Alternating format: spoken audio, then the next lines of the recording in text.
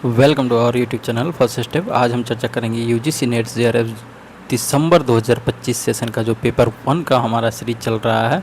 और इस सेशन में स्पेशली हम डीआई मैथ इन पे फोकस कर रहे हैं। 5 क्वेश्चन जो हमारा डीआई का होता है उस पे, और 2 या 3 क्वेश्चन मैथ के अलग से होते हैं। उन क्वेश्चन को यानी टोटली हम 8 क्वेश्चन को यहाँ पे इस वीडियो के सीरीज़ के माध्यम से कवर करने का चलेंगे, जो हर शिफ्ट में आता है। इससे पहले दिसंबर 2025 सेशन के ऑल शिफ्ट का जितना भी शिफ्ट में एग्ज़ाम हुआ है, चाहे आपका जो भी सब्जेक्ट रहा हो, सब कोई का पेपर 1 एक ही होता है। और उन सभी शिफ्ट का मैं शिफ्ट वाइज वीडियो अपलोड कर चुका हूं। अगर आप नहीं देखे हैं पीवाईक्यू तो जा करके वो सीरीज़ मेरा ज़रूर देखिएगा, मेरा वीडियो। उसमें आपको लेटेस्ट एकदम जो अभी दिसंबर का 2025 का है, जिसका एग्ज़ाम जनवरी 2026 में हुआ था, उसका प्रीवियस ईयर क्वेश्चन आपको सॉल्व पेपर देखने को मिलेगा। मैं कराया हूँ, आपको काफ़ी फ़ायदेमंद होगा साबित। और यहाँ आज हम उसी सीरीज का अगला कड़ी है हमारा डीआई और मैथ को लेकर के, क्योंकि बहुत सारे स्टूडेंट का मैसेज आ रहा था, कॉल आ रहा था कि डीआई पढ़ाया जाए और मैथ पढ़ाया जाए, क्योंकि इस पे बहुत लोगों की पकड़ नहीं होती है। तो मेरा कहना है कि डीआई जो डाटा इंटरप्रिटेशन होता है वो, और मैथ का 3, ये 8 क्वेश्चन पे आप अगर पकड़ बना लेते हैं अपनी, तो समझिए हर शिफ्ट में ये आता ही आता है इतना क्वेश्चन, और ये आपके एकदम हाथ का स्ट्रेंथ पॉइंट हो जाएगा। इसलिए इस क्वेश्चन को बड़े अच्छे से देखिए, वीडियो को लास्ट तक देखिए, आपको ज़रूर फ़ायदेमंद होगा दोस्त। और आप सभी से मेरा एक रिक्वेस्ट है कि अगर अभी तक चैनल को सब्सक्राइब नहीं किए हैं तो सब्सक्राइब ज़रूर कर लीजिए, वीडियो को लाइक कीजिए, शेयर कीजिए। आप जिस भी नेट जेआरएफ ग्रुप में जुड़े हुए हैं वहाँ पे मेरे वीडियो को एक बार ज़रूर शेयर कीजिए और दिल से कीजिए, ताकि मेरा भी मोटिवेशन बना रहे और आपको वीडियो रेगुलर मिलता रहे। तो चलिए अब बिना समय गंवाए स्टार्ट करते हैं। इसमें देखेंगे हम डीआई के 3 क्वेश्चन, मैथ के 3 क्वेश्चन बिल्कुल आसान भाषा में। आइए आगे बढ़ते हैं। अगला हमारा है कि 1 से 5 जो होता है डीआई का होता है, उसके लिए स्टेटमेंट दिया हुआ है कि नीचे दी गई तालिका का ध्यानपूर्वक अध्ययन करिए और इसमें पूछे गए प्रश्न का उत्तर दीजिए।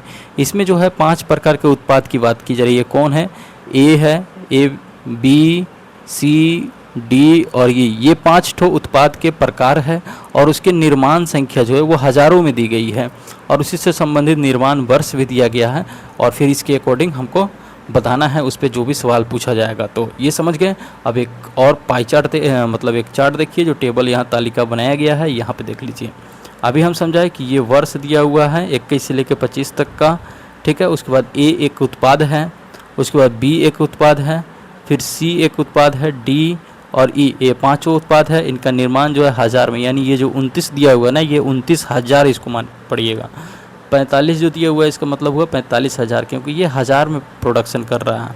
और 26 जो दिया हुआ है 26,000 है, 15 जो है 15,000 है, 32 जो है 32,000 है। तो इसी के हिसाब से हमको पूरा देखना है।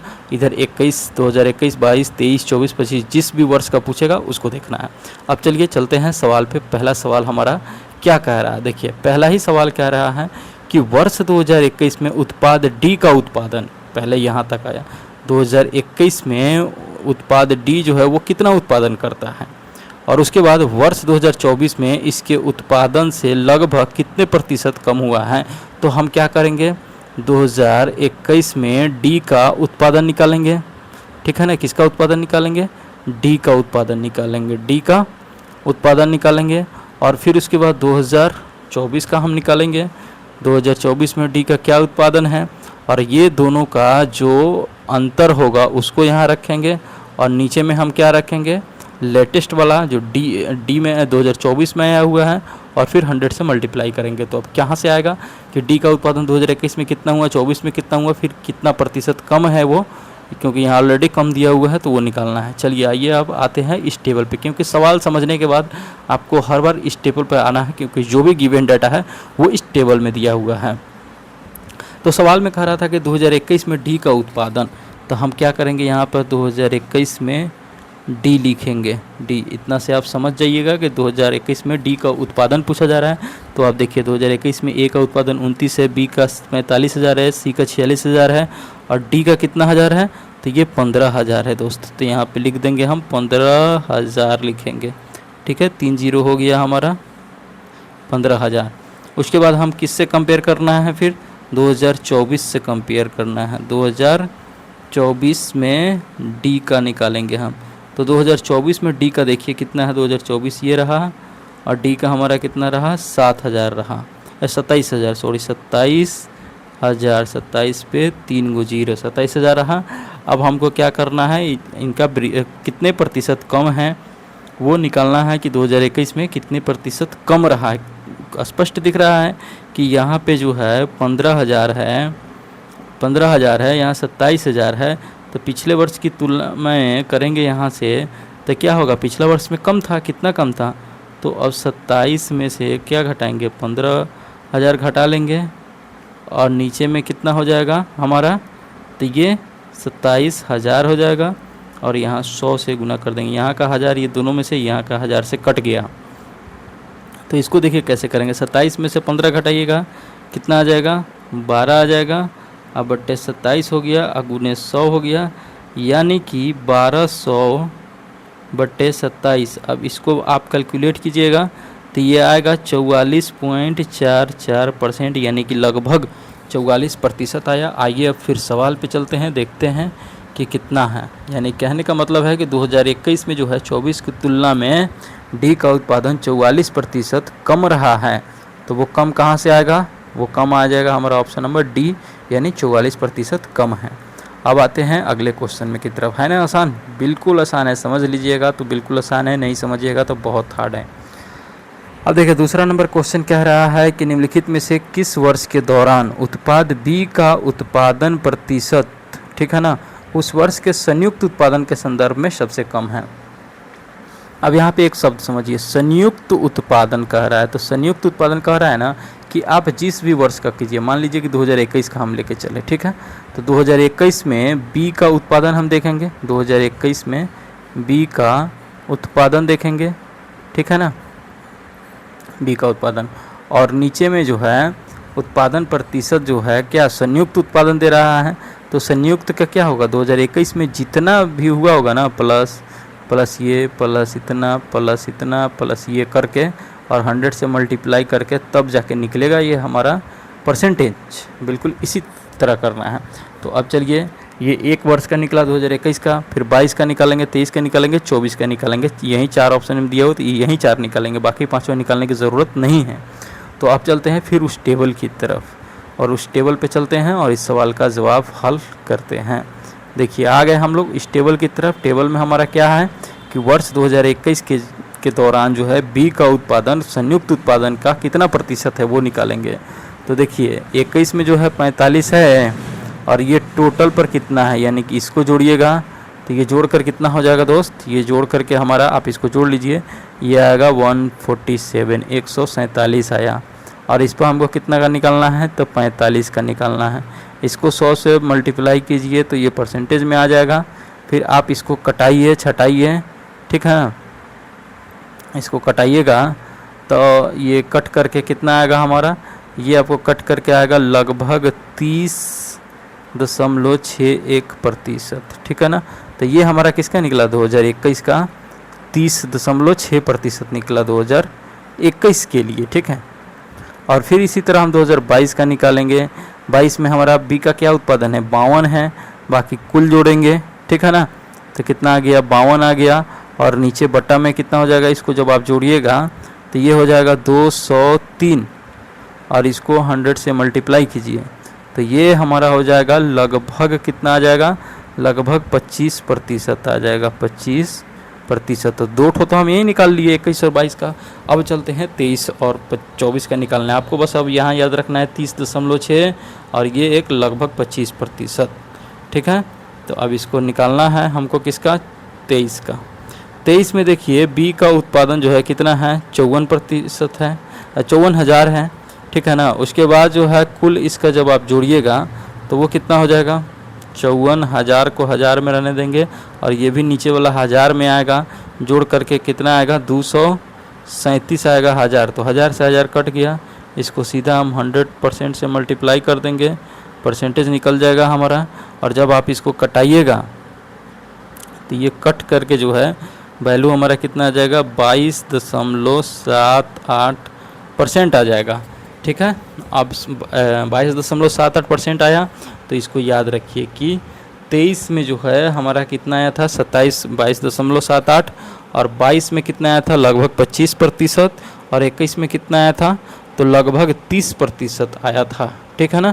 अब एक ठो और लास्ट बचा 2024 का निकालने के लिए, तो चलिए हम उसको भी निकालते हैं। 2024 में कितना प्रतिशत बी का उत्पादन रहा, तो बी का क्या 58 रहा, और 24 के संयुक्त उत्पादन में पूछ रहा है, कुल बी का नहीं। तो इसको हम क्या करेंगे, ऊपर में 58 लिखेंगे, नीचे में इस पूरा को जोड़िएगा तो कितना आ जाएगा 231,000 आ जाएगा। ऊपर में 58,000, नीचे में 231,000, हज़ार कट गया।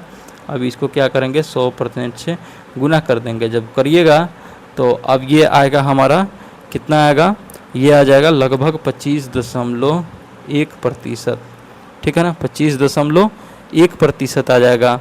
और इससे पहले हमारा एक क्या आया था 2023 वाला, ये आया था 22%, 21 वाला भी 25%, और 22 वाला 25% आया था, 23 वाला 22% आया था, और 21 वाला जो है ये हमारा आया था 30%, लगभग 30.6%। तो सवाल में पूछ रहा था कि संयुक्त उत्पादन के संदर्भ में सबसे कम है, तो सबसे कौन है, तो कम है, तो ये 22% वाला ही कम है ना। तो कौन सा वर्ष है 2023 का, तो 2023 ही राइट आंसर होगा। आइए ऑप्शन में देखते हैं, क्वेश्चन नंबर 2 के 2023 वाला ऑप्शन सही होगा।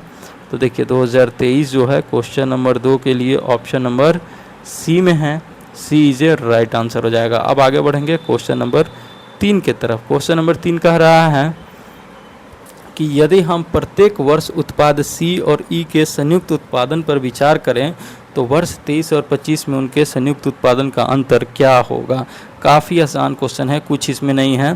प्रत्येक वर्ष जो है सी और ई के संयुक्त उत्पादन पर विचार कर रहा है, और उसी सिलसिले में कहा कि 2023 में सी का उत्पादन और 2025 में उनके संयुक्त उत्पादन, यानी 23 में सी और ई, फिर 25 में सी और ई, इसमें सी प्लस ई हो जाएगा, ठीक है ना, और 25 में भी सी प्लस ई हो जाएगा। फिर इन दोनों का क्या डिफरेंस है यही पूछ रहा है। तो आप उम्मीद करते हैं कि यहाँ पे क्वेश्चन समझ गए होंगे। आइए चलते हैं कहाँ पे हम, तो उस टेबल की तरफ, और उस टेबल के सहारे क्वेश्चन नंबर 3 को सॉल्व करते हैं। देखिए इसमें क्या कह रहा था क्वेश्चन नंबर 3 में कि सी और ई का संयुक्त उत्पादन देखना है 2023 और 25 में। तो देखिए 2023 में सी और ई का पहले जोड़िए, क्या 2023 में हम सबसे पहले सी और ई को जोड़ेंगे, 2023 आ गया। इसमें सी कितना है 92 है, ई कितना है 39 है, ठीक। इसके बीच में हमारा प्लस हो गया, इन दोनों को जब जोड़िएगा तो कितना हो जाएगा 131,000, ठीक है ना। हज़ार को मैं नहीं लिख रहा हूँ, छोड़ते रहा हूँ। उसके बाद अब आया था एक 2025 का, उसमें भी सी और ई का संयुक्त उत्पादन जोड़ना था, यहाँ 82,000, यहाँ 34,000। इन दोनों को जोड़िएगा तो कितना आ जाएगा, ये दोनों आ जाएगा 116,000, ठीक है ना, 116,000। और इन दोनों का क्या डिफरेंस है वही पूछा जा रहा है। तो इन दोनों का फिर अब डिफरेंस निकालिए, 131 में से 16 घटाइएगा तो कितना आ जाएगा, ये 15 आ जाएगा, यानी 15,000 जो है इसका राइट आंसर हो जाएगा। आइए अब क्वेश्चन पे आते हैं। 15,000 देखते हैं किस ऑप्शन में दिया हुआ है क्वेश्चन नंबर 3 के। तो क्वेश्चन नंबर 3 के 15,000 जो है ऑप्शन नंबर बी में दिया हुआ है, इसलिए बी इज राइट आंसर हो जाएगा। आगे बढ़ेंगे क्वेश्चन नंबर 4 की तरफ दोस्तों। आइए इसको पढ़ते हैं क्या दिया हुआ है। काफ़ी आसान क्वेश्चन है और बिल्कुल आसान भाषा में समझा रहा हूँ, इसलिए वीडियो को लास्ट तक देखिएगा, बने रहिएगा, आपको काफ़ी फ़ायदेमंद होने वाला है। और इस बार के एग्ज़ाम में आप DI का 5 में 5 क्वेश्चन सही करके आइएगा, ये मेरा वादा है। क्वेश्चन नंबर 4 कह रहा है कि किस वर्ष के दौरान उत्पाद ए का उत्पादन उस वर्ष के औसत उत्पादन के लगभग बराबर है। अब देख लीजिए, ये चारों का बना के देखना होगा।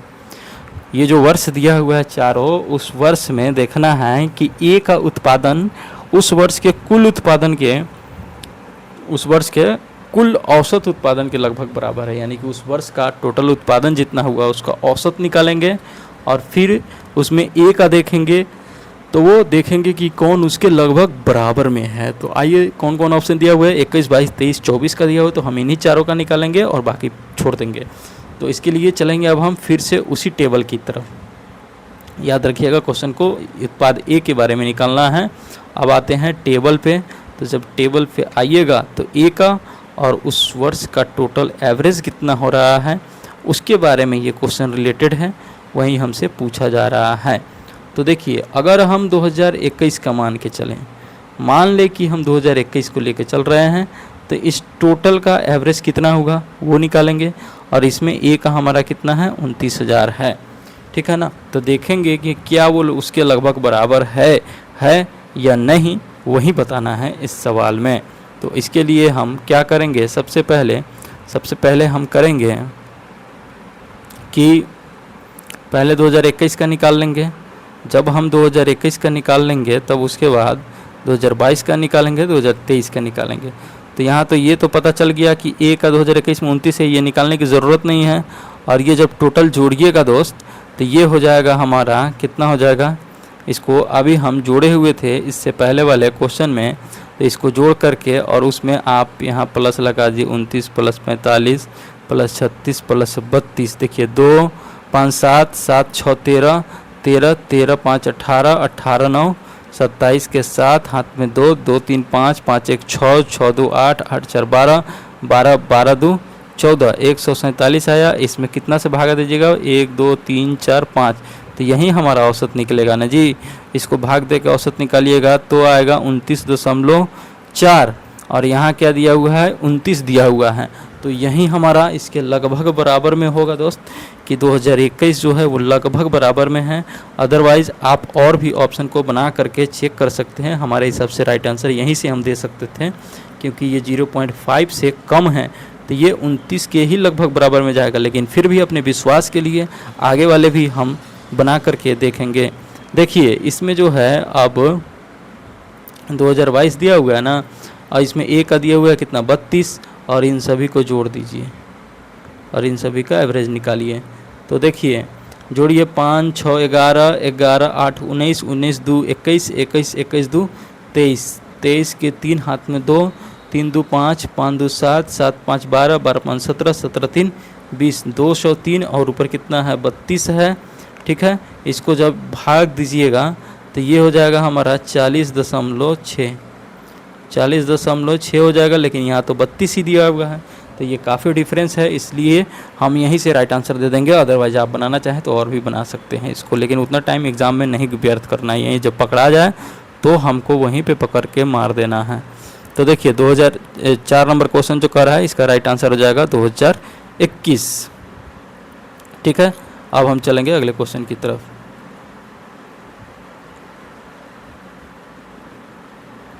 तो आइए अब हम आते हैं क्वेश्चन नंबर 5 की तरफ। 5 नंबर क्वेश्चन क्या कह रहा है उसको देखेंगे। कह रहा है कि वर्ष 2023 में उत्पाद सी का उत्पादन जो कितना हुआ था, और फिर वर्ष 2022 और 24 में बी के कुल उत्पादन का लगभग कितना प्रतिशत है। तो देखिए 2023 में पूछ रहा है 2023 में सी का क्या उत्पादन था, और नीचे में फिर चले जाएंगे कि 2022, ठीक है, और प्लस 22 और 24 में किसका बी का कुल उत्पादन का लगभग कितना प्रतिशत है। बिल्कुल इसी तरह जो मैं यहाँ फ्रेमवर्क फार्मूला बैठा करके जो लिख रहा हूँ इसी पर बनाना है। यही पूछ ही रहा है कि 2023 में जो है वह सी का क्या रहा, 2023 में सी का, और 2022 और 24 में बी का क्या रहा, उसके साथ इसका प्रतिशत निकालना है, ठीक है ना। बी के लिए 22 और 24 दोनों, और सी के लिए केवल 2023। इसी को हम लेकर चलेंगे। अब आते हैं फिर उस टेबल की तरफ, टेबल पे चलते हैं। ये क्वेश्चन उम्मीद करते हैं आप समझ गए होंगे। बिल्कुल इसी तरह पहले क्वेश्चन को बड़े ध्यान से पढ़ना है, क्वेश्चन क्या कह रहा है, क्या उसमें निकालने के लिए है। अगर आप मैथ DI के क्वेश्चन को पढ़ के समझ गए तो समझिए कि आपका 75% काम वही हो चुका है क्वेश्चन का सोल्व करने के लिए। बाकी 25% ही गुना भागा करके सोल्व किया जाता है। तो देखिए क्या था उस क्वेश्चन में, याद कीजिए कि 2023 में जो है 2023 में सी का उत्पादन पूछ रहा था, और फिर पूछ रहा था 22 प्लस 24 में किसका, तो वो बी का पूछ रहा था, यही निकालना है। तो देखिए 2023 में जो है सी का कितना है 92,000 है, तो हम ऊपर लिख देंगे 92, ठीक है। फिर उसके बाद 22 में जो है बी का कितना है, तो 22 में देखिए बी का 52 है, ठीक है ना। तो यहाँ नीचे लिख देंगे 52, और प्लस 24 में बी का कितना है, तो 24 में बी का 58 है, यानी 52 प्लस 58, और इसको 100 से गुना कर देंगे, वही हमारा परसेंटेज निकल जाएगा। अब इसको आइए सॉल्व करते हैं। देखिए तो ये क्या हो जाएगा, हमारा ऊपर में बचेगा 92 और नीचे में क्या हो जाएगा 8 2 10 की 0, हाथ में 1 और 5 5 10 1 11 110 गुने कितना हो गया, ये हो गया हमारा 100। अब इसको कटाइए, इसको कटाइएगा जब तो ये हमारा कट करके ये पूरा इसको सोल्व करके आएगा, कितना आएगा, तो ये आ जाएगा 83.6%, यानी लगभग हमारा कितना हुआ ये, तो लगभग 84% हुआ। ठीक है, और यही 84% इसका राइट आंसर हो जाएगा। आइए क्वेश्चन नंबर 5 पे देखते हैं कि 5 नंबर क्वेश्चन में 84% किस ऑप्शन में दिया हुआ है। 5 नंबर क्वेश्चन में 84% ऑप्शन नंबर ए में ही दिया हुआ है, तो ए इसे राइट आंसर। कितना आसान है ना, बिल्कुल आसान है, इसलिए डीआई से घबराने की ज़रूरत नहीं है। और इस तरह देख लीजिए कितनी आसानी से 5 डीआई क्वेश्चन हमारा सही हुआ। यहाँ पे टोटल हम आपको 20 मिनट में 5 डीआई इतना एक्सप्लेन करके बताए हैं, तब लगा है। तो आप इसको खूब प्रैक्टिस कर लीजिए, बहुत कम लगेगा। 5 क्वेश्चन को 5 मिनट में बना के आप मार दीजिएगा, और फिर उसके बाद तो आपका एकदम सही का सही ही होगा। अब आते हैं ये मैथमेटिकल्स क्वेश्चन पे। ये देखिए क्या कह रहा है, ये कह रहा है कि जो भिन्न फ्रैक्शन दिया उसको अवरोही क्रम है, अवरोही मतलब डिसेंडिंग अर्थ में, यानी पहले सबसे बड़ा, फिर उससे छोटा, फिर उससे छोटा, फिर उसके बाद उससे छोटा, यही होता है हमारा अवरोही क्रम, यानी कि डिसेंडिंग ऑर्डर होता है, उसके हिसाब से सजाना है और बताना है। तो इसको हम क्या करेंगे, कैसे करेंगे, 9/11 दिया हुआ है ना, तो हाँ इसका मतलब हुआ कि 11 से 9 में भाग देना है, लेकिन यहाँ तो छोटा पड़ जा रहा है, तो इसको हम कैसे करते हैं, 0 पॉइंट लगा के इसको 90 बना देते हैं, 1 0 यहाँ डाल देते हैं। अब 90 से क्या होगा, 0.8 यहाँ लगाएंगे तो 11 8 88 हो जाएगा। फिर यहाँ इधर से 2 आएगा, यहाँ पर 0 दे सकते हैं, तो फिर 11 कम 11 आ जाएगा। ठीक है ना, तो ये हमारा कितना आया, इसका वैल्यू, ए का वैल्यू 0.81 आया। ठीक है ना, उसी तरह अब फिर जो है आप 8/9 दिया हुआ है, 9 से 8 में भागा देना है, तो यहाँ 0 पॉइंट डाल देंगे, यहाँ 80 हो गया, तो ये 9 9 81 हो जाएगा, लेकिन 8 मरतबे देंगे तो 9 8 72 हो गया। ठीक है ना, फिर 8 घट के यहाँ 0 आ गया, फिर कितना 8 ही आएगा, तो यानी ये बी नंबर जो है 0.88 हो गया, 0.88 हो गया। फिर उसी तरह 4/7 दिया हुआ है, तो 7 से 4 में भागा देना है, तो ये 40 जगह 0 पॉइंट हो जाएगा, और ये 0 पॉइंट का जो है 7 7 6 42 जगह, तो 7 5 35 करके ये करेंगे, तो ये हमारा हो गया कितना, 0.57 हो जाएगा। ठीक है, और 3/5 को करिएगा तो ये आ जाएगा सीधा, 5 6 30 आता है, तो 0.6 होता है, और 15 को 8 को 15 से भाग कीजिएगा तो ये आ जाएगा 0.53। अब ऐसे ही देख लीजिए कौन सबसे बड़ा है, सबसे बड़ा कौन, 0.88 वाला हुआ कि नहीं हुआ, 0.88 जो है वही तो हमारा सबसे बड़ा हुआ, ये वाला बी, तो सबसे पहले बी आएगा, ये वाला ऑप्शन कट गया। ठीक है ना, सबसे पहले हम बी लिख दिए। अब इससे छोटा ऐसे बनाएंगे, इससे छोटा कौन है, 0.81 है, तो बी के बाद ए आया, यानी ये दोनों होगा, ये ऑप्शन कटा। इसी तरह काटते चलना है। उसके बाद अब देखिए उसके बाद कौन आ रहा है, 0.57 0.6 और 0.53, तो 0.6 आएगा तीसरे नंबर पर, बिल्कुल सही। कौन है, तो ये हमारा डी नंबर होगा, यानी BAD कहाँ पर है, वो हमारा ऑप्शन नंबर डी में है, बिल्कुल सही। 2 ठो यहाँ करने की ज़रूरत भी नहीं है उतना, तो यहाँ 11 का डी राइट आंसर हो जाएगा। आगे बढ़ेंगे अगले क्वेश्चन की तरफ। अगला क्वेश्चन देखिए, क्वेश्चन नंबर है 39। ये आपको देखने में थोड़ा सा डरावना क्वेश्चन लग सकता है, क्योंकि ये आय व्यय का क्वेश्चन है, प्रॉफिट एंड लॉस इसमें भी यूज होता है हर चीज़, कि क्या उसका व्यय है, क्या उसका बचत है, क्या उसका इनकम है, इन सब बातों को इसमें ध्यान में रखा जाता है दोस्तों। तो चलिए इसके लिए मैं एक सिंपल सा आपको कंसेप्ट समझाने का प्रयास करता हूँ कि किसी का भी आदमी का जो इनकम होता है, इनकम वो टोटल होता है किस चीज़ का, मतलब आप समझिए कि हमारा इनकम 100 रुपया है, हम 100 रुपया कमाएँ, तो उसमें से क्या करेंगे, या तो कुछ खर्च करेंगे, मतलब एक्सपेंडिचर होगा हमारा, और जो खर्चा करने के बाद बचेगा वही हमारा सेविंग होगा। यही 2 चीज़ होगा ना जी, दूसरा इसके अलावा तीसरा कुछ होगा नहीं होगा। तो यही इसका फार्मूला है, आप इसको याद रख लीजिए कि I = E + S होता है, I बराबर एक्सपेंडिचर प्लस सेविंग होता है। इसी पर देखना है। देखिए यहाँ लिख देता हूँ मैं, I = E प्लस एस। अब कह रहा है क्या कि ए और बी की आय का अनुपात 3:2 है, ठीक है ना। ए और बी की आय का अनुपात कितना है, 3:2 है, ठीक है। और उनके व्यय का अनुपात कितना है, 5:3 है। और फिर कह रहा है प्रत्येक जो है 3,000 रुपये बचाता है, तो ए की आय क्या है, ठीक है। अब इसके अनुसार चलिए क्वेश्चन देखते हैं, क्वेश्चन को बनाते हैं हम। तो मान लिए कि अगर ए यहाँ पर है और बी यहाँ पर है, ठीक है। इसका इनकम हम कितना का अनुपात में, 3 और 2 अनुपात में है, तो 3x और यहाँ पे 2x रख लिए, ठीक है, बराबर बराबर। उसका व्यय कितना है, 5 और 3 के अनुपात में है, तो 5y और ये 3y कर लिए। और दोनों को ही 3-3 हज़ार बचा रहा है, तो 3,000 यहाँ और प्लस 3,000 यहाँ। ये हमारा इक्वेशन तैयार हो गया कि नहीं हो गया, बिल्कुल हो गया। क्या इक्वेशन तैयार हुआ ना जी, ये वाला एक इक्वेशन हमारा तैयार हो गया, 3x बराबर 5y प्लस 3,000। और एक तो ये इक्वेशन तैयार हो गया।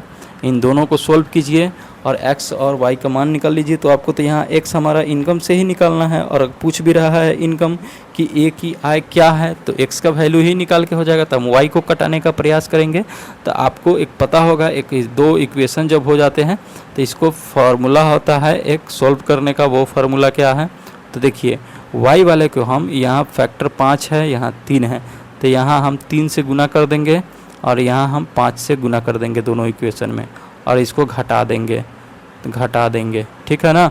तो देखिए 3 तिहाई 9x और 5 तिहाई 15x, तो 9x में से 15x गया, कितना बचा, -6x बचा ना जी। 9x में से 15x सॉरी 1 मिनट, 9x में से 10x गया, 5 दूनी 10x, तो -x बचा, ठीक है। उसके बाद 3 बचे 15y और 5 तिहाई 15y, ये दोनों कट जाता है। और इधर क्या बचा, 3 तिहाई 9,000 और 5 तिहाई 15,000, तो इसमें से फिर बचा 9,000 में से 15,000 गया -6,000। अब ये दोनों हमारा क्या हो जाएगा, यहाँ पर जो है ये दोनों हमारा कट जाएगा, माइनस माइनस ख़त्म। x बराबर कितना आ गया, 6,000 आ गया। x बराबर 6,000 हो गया कि नहीं हो गया, बिल्कुल हो गया, ठीक है। और वहीं हमारा क्या पूछ रहा है, ए का इनकम पूछ रहा है, ए का। तो ए का इनकम क्या है, 3x है, तो 6 गुने 3,000 करिएगा तो कितना हो जाएगा, 18,000 नहीं हो जाएगा, 18,000, जो कि ऑप्शन नंबर डी में दिया हुआ है। डी इज राइट आंसर हो गया। कुछ है इसमें जी, कुछ नहीं है, एकदम आसान है। अब आइए आते हैं क्वेश्चन नंबर 42 की तरफ। देखिए ये वाला क्वेश्चन जो है बड़ा फंसाऊ क्वेश्चन होता है। मैथमेटिकल स्टेटमेंट जो देता है वो एक मैथ का क्वेश्चन नहीं रहता है, इसमें 4 कम से कम 4 नहीं तो 5 देगा, ठीक है ना। और चारों पांचों स्टेटमेंट में अलग अलग मैथ रहेगा। क्या इतना को सोल्व करने के बाद ये आ रहा है, क्या इतना को बनाने के बाद इतना आ रहा है, वो चेक करिए। तो इसको जो है पहला टिप्स मैं दे रहा हूँ, फर्स्ट राउंड में आप इसको मत बनाइएगा। पहला राउंड आपका जो क्वेश्चन सॉल्व करने का एग्जाम हॉल में चल रहा है उस पर नहीं बनाना है, दूसरे राउंड में इसको देखना। और दूसरे राउंड में भी जब इसको देखना है तो पहले क्वेश्चन नहीं देखना है, पहले कौन सा ऑप्शन देखना है इसका, कि कौन सा ऑप्शन है, क्या क्या ऑप्शन दिया हुआ, क्योंकि हमको जो है ऑप्शन पे पहुंचना है ना, सॉल्यूशन थोड़ी मांग रहा है जी। तो देखिए यहाँ पे 2 ऑप्शन जो है वो कट गया है, यहाँ पे बी और ए और बी दिया हुआ है ना, तो हम लिख देते हैं सी का लिख देते हैं क्या दिया हुआ था, और डी का लिख देते हैं, ठीक है। देखिए सी और डी का हम लिख देते हैं, उससे पता चलेगा। सी में क्या दिया हुआ है, सी में दिया हुआ है सी एंड डी ओनली, ठीक है। और इसमें दिया हुआ है ए एंड बी ओनली, ठीक है ना।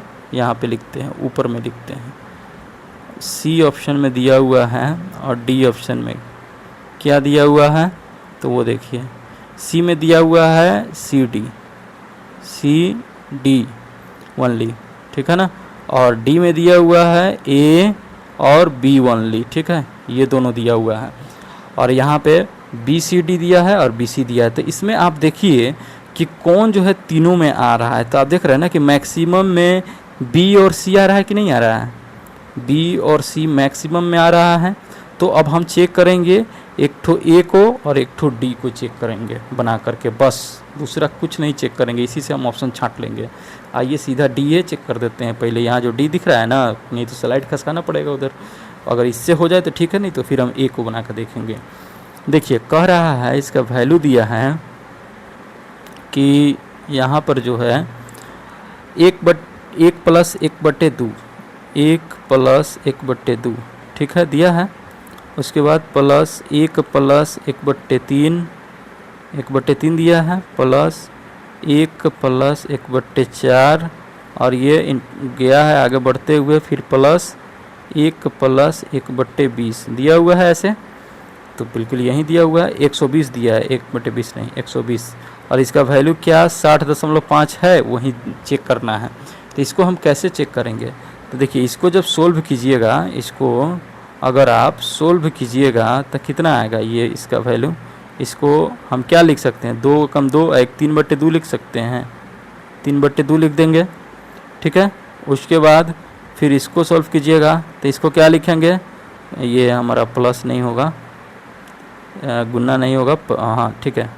उसके बाद इसको सॉल्व करेंगे हम तो क्या लिख देंगे, क्योंकि यहाँ पे ये सब गुना दिया हुआ है दोस्तों, ये गुना दिया हुआ है, ये गुना दिया हुआ है, तो गुना ही रहेगा।